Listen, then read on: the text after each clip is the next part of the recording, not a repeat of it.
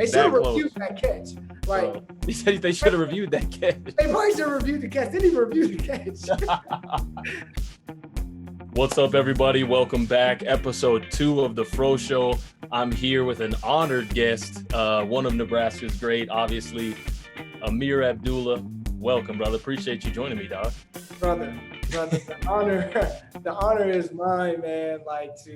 These are things that we spoke about a very long time ago about just sharing conversations about great moments that we've had together in communion as a brotherhood, which is the fraternity of Nebraska, man. I'm honored to be on this show, for real. Yeah, man, I appreciate you. I'm glad you brought up just like how far we go back, because it's really more like it's much more than friendship or teammates. Like we really do view each other as brothers. We talk every day. So it's crazy. Going back to like our original friendship, man, I'm curious because at the time there were some huge names in terms of the running back room. I know diehard Nebraska fans will remember this, but Aaron Green, Braylon Hurd were big names coming into the Nebraska program, and Ameer Abdullah hadn't really been heard about as much. Some little baller out of Alabama. Oh. What brought you from the heart of SEC country all the way up to the Midwest? Man, I've told this story like a number of ways to try to make sense in my own mind, but it really doesn't make any sense. The honest truth is I didn't have any running back offers anywhere else legitimate in like a legitimate conference other than Nebraska. I think I had like UCF, Central Florida, which is ironic because Scott Frost, came from is now Nebraska. But that was like my only other running back offer. Everywhere else was that defensive back, man. And it was something about just the program that was really comfortable. Like that's 15 hours away from home for me. So to make that kind of like leap and of faith on myself and just independence and who I wanted to be as a aspiring professional one day, it was a really big decision and like emotional thing for me where like I felt like I put all my chips in. Like I was at the poker table and I was like, I'm betting on myself. So really I would just say the combination of not really having too many more looks and just the timing of what was going on at Nebraska at the time, like they started playing better. Taylor Martinez had made a name for himself, he had just had like a six touchdown game when I started getting recruited by Nebraska. So I started to respect them more. Then I started, seeing Rex Burkhead and Ndamukong Suh. So it's just perfect timing, man. Like the timing of the SEC when nobody wanted me and the timing of Nebraska climbing back into a respectable place was perfect. Yeah, I mean, I think you made it a really good point as to like how the timing of that whole situation when you're 17, 18. I know for guys like you and I, we couldn't have made a better decision at that time. So forever thankful for that. Right? Dude, sometimes I have to really sit back and sit with what really happened at Nebraska for me because, a lot of people when I go back, they're like, dude, you're the all-time yard leader ever. I'm like, it just happened. But as I'm getting older in my professional career and I'm seeing guys who are my peers now take down records, myself, still having records at Nebraska, it was really like the beginning of a forever. You know what I'm saying? It was the beginning of something new for me where I was independent, but now I'm forever etched in history. So I love that beautiful just metaphor of just like, man, you bet on yourself, who knows, you could create forever. So, like, it's crazy. Yeah, absolutely. You bet on yourself, and, man, did it turn out. When you talk about all-purpose yards leader, man, you are by far, like, I think head and shoulders above as far as where you're at in terms of Nebraska greatness, and I can't imagine what that's really like because I know I was thankful to break the records that I did, but at that position to establish yourself in the way that you did was incredible, bro. You want to tell me just a little bit about that, just like how it feels, to be the GOAT? It's crazy to me because I see myself, when I say Ameer Abdullah, sometimes it doesn't ring the same way it rings to someone else. Ameer Abdullah in. I hear Mike Rozier, that rings to me. Mon Green, Johnny Rogers, that rings to me. But when I think about me, I'm like, you know what? I did what I could. I did the best I could with what I was given in this situation. But my best put me up there with the best. So for me, man, really just thinking back on what I accomplished at Nebraska, it's something that's like, I'm never going to take for granted or like lose sight of. Right. Because it's been so many great running backs that come through there. Like as a running back, when you're there, especially being coached by a guy like Ron Brown, who had seen every running back come through there, and he's giving you the same respect that he would have given Amon Green or all these great running backs that have come through. It's like, man, I deserve to be there. And it definitely did a lot for my confidence as a young man, Right. leaving that place. I was like, man, I created freaking wine from water when I went there. So like, my mindset has really changed on what I can do in life moving forward because of my experience in Nebraska, which is just amazing. Yeah, I mean, I think something that has always, been so impressive about you, besides, you always been one of the best football players I've ever seen, but something that really our senior year, junior year really impressed me about you was, you knew that you were going to be one of the best in the country, let alone our conference, but you took me under your wing and to your side and really preached to me, appreciate this moment. That's something that you and I did our senior year. Every single game, we'd come out of the tunnel and a lot of people would be like, why are they standing on the end at the 50-yard line? It would be right before the squad came out. We would stand on the end and just look around every single game, whether we were on the road or at home. We just look around and say, love this moment, appreciate it because we're never going to get it back. And that's something I'll forever be thankful for you too, because you really instilled that in me in college, bro. Let's soak this in. Right. It's going to be a moment where we're not going to have that anymore. We're not going to be able to experience his presence anymore. So like having a brother like you by my side who understood that, because a lot of guys don't get it. A lot of guys got to stay in their zone when they're playing. They're like, nope, because if I soak that in, it's going to take me off my assignment.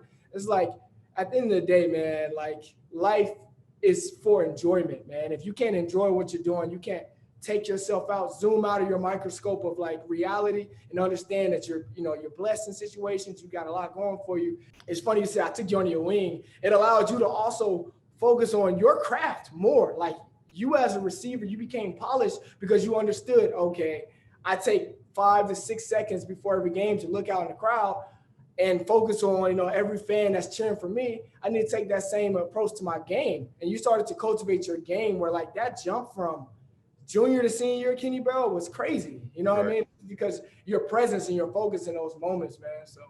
Yeah, I appreciate you. Another thing that I've always loved about you is your respect for the game, right? We've always loved the game. You and I are on the same page. We love football. There's very few things more important to us than football, but there are things to us that are more important than football. And I think that's where you and I, our friendship, our brotherhood is really extended beyond the game because we see that there's a bigger picture. And that's difficult, especially in your line of work, right? I don't play football anymore. But when you're in the league, they tell you, right, that you're supposed to have your own identity, but it's a double-edged sword, right? Because in the same turn, if you're not completely bought in to what you're doing, professional football, that rubs the culture the wrong way. If you're not completely bought into the message, they'll label you as someone that doesn't care nearly as much. So what is incredible is that you have truly defined yourself as Ameer Abdullah, a creative person, right? A content creator, and you also play football. There's a lot of guys that struggle with that. Tell me more about how you've reached, that mindset. I think you touched on a really good point. In everything in life, a lot of us do the opposite, right? We allow the label, the symbol, the idea, what we're talking about right now is football, right? Or the NFL. We let the idea, which is man-made, which is very subjective, it looks very different from everyone else, perspective. So it's not necessarily true. We allow this distortion of the truth to be the lead of our identity. So when you leave the game or something happens, now you're lost because you've been building this identity that is just a byproduct. Not saying identity isn't important because it's part of what makes you who you are, but just understanding the priority and the order of when you give value to those identities. You know what I mean? Like, I think we all wear a lot of different professional hats. Some people are mothers and then they go to work and they're teachers. Those are two different professional hats, but above both of those identities, it's a person. If I want to be a good football player, I got to be a good person. I gotta wire myself internally to a certain degree where I can create successful football play or, good film directing or whatever I'm embarking on, as a person. So I think that's what my maturation process has been from like the age of, I'm 27 now, from like 24 to 27. Yeah. It's been a big leap in that understanding. Yeah, there really has. And I've noticed it. Our friends have noticed it, and it's for the positive, right? I think like we're starting to get older, right? We're maturing. We're not just joking around saying dumb stuff to each other anymore. We're interested in one another's growth. We're interested in one another's point of view and how we can learn from each other. Coming into what you're up to now, brother, I'm really interested. I want the people to know, you know what I mean? What projects that you have going on? Because I know my dog, like I know how you are. You're constantly grinding. So hit me, bro. What do you got going on? And so for the people who don't know Ameer outside of football, I consider myself a creative entrepreneur.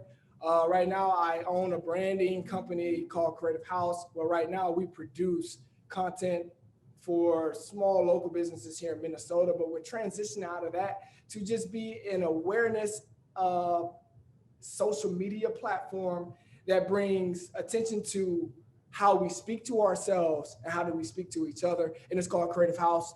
I'm wearing it right now. This is one of our beanies. You can find it on our site. And essentially what we do is we are redefining what creativity is. You know, a lot of people think you got to be an artist or you got to be a singer to live in the realm of artistry. It's really just reinventing or carving a new niche in the environment that you're in. So once you start to deconstruct what it means to be a creative, it really opens up the floodgates to what can make you a creative person, and just giving people the confidence to do that. We offer a lot of digital products like I'm really big on meditation myself. We offer products like meditation, different roundtable discussions, kind of like what we're having right now about social issues, how we can move forward as a collective whole, as people, to just eliminate a lot of fear-based thoughts. One of our main things is to move out of love as opposed to fear. We really believe those are the two different lanes that you choose to experience in life. If you make a decision out of fear, usually it's not going to end up well, vice versa. Personally, I write scripts. So right now, I'm actually just started writing an animated series myself. And it's going to be a new realm for me, really. If you can imagine like Rick and Morty, it's like a Rick and Morty type of like metaphoric political satire, comic relief animated series that just brings to life a lot of the unconscious things that we do as people that we don't really, spread a lot of light to. And writing and producing has always been one of my biggest goals outside of Nebraska. A lot of people didn't know I used to write poetry, and I used to do like spoken words anytime I would go home and things like that. That's who I am. And I'm finally taking the step to write a fully produced piece of my own. I've produced 3 films in the last 3 years. One that's digitally licensed through Amazon Prime called Hell on the Border. So just getting more into the film industry from independent standpoint is my goal. That's most of the stuff I got going on. I'm excited to bring some of this content to life and for people to see the complexity in which is in Ameer Abdullah, because it's a lot of things that I value as a person that I think a lot of people would gain a lot of interest from. Yeah, absolutely. I mean, I wish we had more time with you, brother, just because, I mean, is that all you do? You're just playing in the league, you're writing scripts, producing films. That's all I'm doing, man. Other than I missed your presidential election bid. Maybe 2024. Nah, man. Catch me in 2028 or something. Okay, for sure. Right now, I wouldn't want to take the country. You gonna wait till it cools down a little bit. Wait till it cool off a little bit, man. I'm waiting till it cool off. I knew you were a smart dude. Man, you're always a smart man. As we jump, back into football, I want to talk about, how much you appreciated me blocking for you so you could get all those yards. I don't think people understand, like, football is the ultimate I love my person next to me game. As a running back, man, I could be dope, but if my line ain't blocking, my receivers don't give a crap about me, I'm not going to look dope. So everyone has to do their job. And I can remember it was days I would look down at the wide receiver individual, and they're working on push cracking. They're working on push crack blocks to bring me free. And I'm like, wow, as a receiver coach, I wouldn't have thought to like coach that. The receiver coach Rich Fisher keeps up with it. Kenny Bell, in addition to being a terrific receiver, is a vicious blocker. But it's something that's what we did in Nebraska. We were run first team. And just the way you will block down the field, you will be like waving me on. Like I would spring a run, I would see Kenny like, come on. Most receivers don't have that kind of attitude. You know, a lot of receivers, I always kind of put DBs and receivers as like twins, where like the DB is the evil twin and the receiver is the good twin, right? They both are kind of divas in a sense where they need attention. To feel validated. And you were you and Quincy Anunwa, oh my God, bro. that tandem of blocking receiver had to be the best in the country. Like I would really put that against anybody. Like if we could go back, and of course everyone's going to talk about the Wisconsin block that you threw for Jamal, but it's the small plays where like 11-yard gain. But the only reason why that 11-yard gain on the outside zone even worked was because Kenny pushed his man up first and then ran in and got to safety. And I was able to hit the alley and the corner maybe made like an ankle tackle on me. People don't see that stuff, but that's where the all-time all-purpose yards came from. Those little hidden yards of you springing me plays, bro. And, you know, on the NFL level, everyone's kind of independent contractors. So not a lot of people are fully bought in, just being honest. It's hard. Like I try to be that leader to tell people like, yo, if you really want someone to fool with you, do something for them. And that's a good lesson in life. Yeah. What value are you bringing to people if you really want them to respect you? And you brought a lot of value to me, brother. I appreciate you. I appreciate you. I don't know about all the all-purpose yards coming from stuff like that, but you made a really good point about football's ultimate team game, right? It's about sacrificing for the people that are on your team. I was never going to be the most talented dude on the football field in any sense. So I knew that if I sold out, that we could win football games by getting our playmaker the ball. And if you block, if you can push crack a safety, it's going to sting, but dang the first down. Like we got a dude in the backfield that can go 60. So get to your spot. Let's win. All the young viewers who are watching right now, I think a very important lesson about this little story or back and forth me and Kenny have going on right now is your time is coming. You got to always do your best no matter what. Like never take a play off where you think like, I'm not getting the ball. I'm not going to, because coaches see that and they see you selling out. They're like, hey man, let's put in this play action for Kenny. Yep. Like the reason why our play action, I think you probably average like 25 yards in your career per catch. Something. Yeah, you know, it was and the ridiculous. reason was because we were reflecting off of each other. I would run, you would bust your tail to push crack that safety, and then when it was your turn, I would run fake like because I knew once Taylor or Tommy or whoever was the quarterback rose up, Kenny was going to smoke that guy. Yeah, I mean, play action was killer for me personally. Like I think you're right. Of all my touchdowns in Nebraska history, I don't think I had but like one that came from under 20, 25 yards. Like the stat is somewhat ridiculous because, but it's exactly as you said it. The reason why is because I would block hard and you would run the crap out of that football. And then when it came time to run play action, that strong side safety was biting. Flying down. It was over. I mean, a corner at that point in my career, I could, no corner was going to be able to no corner was going to guard cover me just on a sprint. That's a really good point. All right, brother. I'm just gonna fire you away with these last little 5 rapid fire questions. If you're ready, let me know. Yeah, go ahead, do that. All right, bro. All right, real quick. First one. Why number 8, bro? Oh man, number 8 for a number of reasons, but the main one was one of my best friends in high school passed away right before he was going to college. He was supposed to go to South Florida. He wore number 8. I was actually a number 2 guy. I really wanted number 2. But when I got to Nebraska, 8 was available. And I was like, you know what? I'm going to live out his dream of playing collegiate football. And that's what it's going to be. But also Kobe Bryant. Kobe Bryant, man. I was a huge Laker fan growing up, still am today. And I grew up a huge number 8 Kobe fan because he was just a monster. Raw. What is the strength? Now, this should be good because I've got some funny ones. What is the strangest thing that you have autographed? Strangest thing I've autographed, I would say, is a toilet seat. it was really strange because I was like, is this going on a toilet or is this being hung up? If it is being hung up, what kind of decor? Where are you hanging? You know what I mean? It was like, what kind of vibe are they going for on the home toilet seat? And it was like old people on it too, like guys who play just like porcelain. Like, you've kept up with this toilet seat. Are you like taking it off the toilet and getting it signed and putting it back on for decades, or like what? That was strange, bro. Yeah, I signed a Runza one time, and then that person took the Runza home from Fan Day and froze it. And I got a picture of that Runza like 2 years ago, actually, on Twitter. Yeah, so I mean that was that was something. All right, brother. I've got an idea about this one. But what was your favorite play while you were at Nebraska? Favorite play. I would definitely say between the McNeese State walk-off touchdown, but also my first touchdown ever which was a kickoff return. Yeah. Against Fresno State. Fresno State. Devontae Adams. Yep.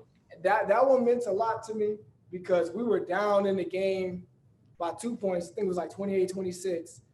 And I was back at kickoff return. And I remember we were doing like offensive corrections before we went out. It was like, all right, we're about to get this option going with Rex and Taylor again. Let's get down the field on the option. You know what Hope I mean? it works. Oh, shocker, option. Yeah. You know what I mean? Like, that's how we ran. But they kick it off, man. And in my mind, I remember before we went out there, I was like, man, don't even let the offense get on the field. Right. And it happened. Yep. Wow. And then from there, that Fresno State game was big because that was like the young guys really took over in terms of starting. That game, Jamal I came in, JT and I came in the third quarter. I caught my first catch that game, the diving ball. Old heads out of here, man. I love you, BK. My story. But yeah, so that was a great play. When I think back of, honestly, of all the great plays that you made, McNeese State, no question, bro. When I really think of the greatest Ameer Abdullah play, I think of 4th and 15 when we played Northwestern, bro. Because everyone will remember the Hail Mary. Everyone's gonna remember that. No one really remembers the fact that you converted 4th and 15 and it made no sense. No sense. The game was over. Game was over. Game was over. The game was over, and that 4th and 15 was incredible. And the crazy thing is, I ran the wrong route because I was so worried about like getting the chains and not thinking I was gonna get the ball. I'm like, check down and running back. It's 4th and 15. Check down.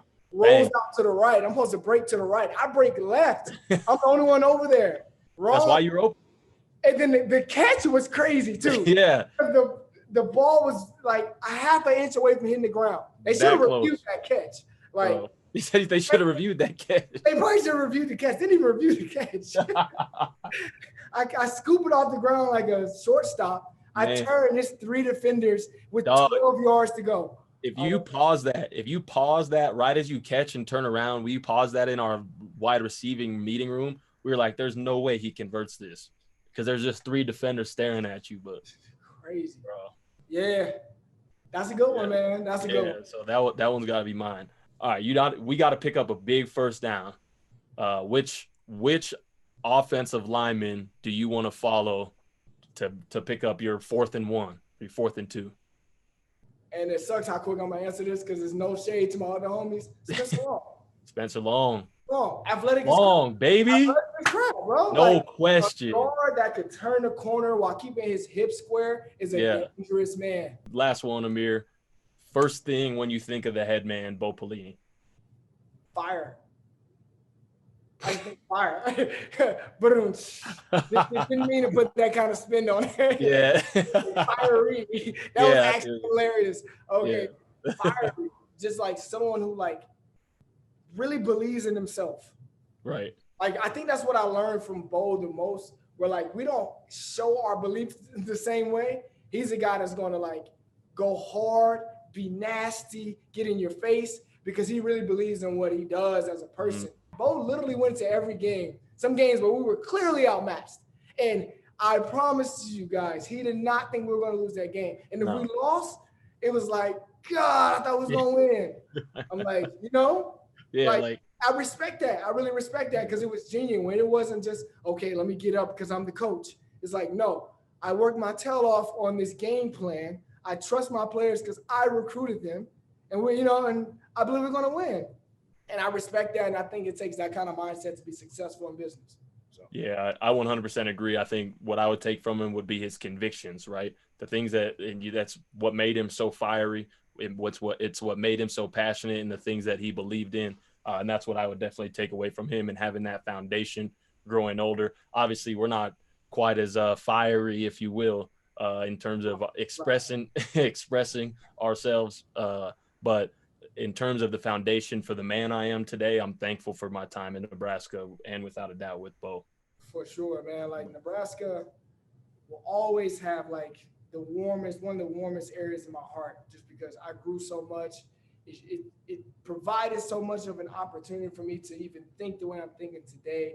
So like, it's always a university I'm going to be attached to, man. And every working piece that was a part of it, the coaches, the players, athletic training, like none of it was just, casual. All of that meant something to me. So for Nebraska fans, man, I appreciate you guys. We'll always love you guys.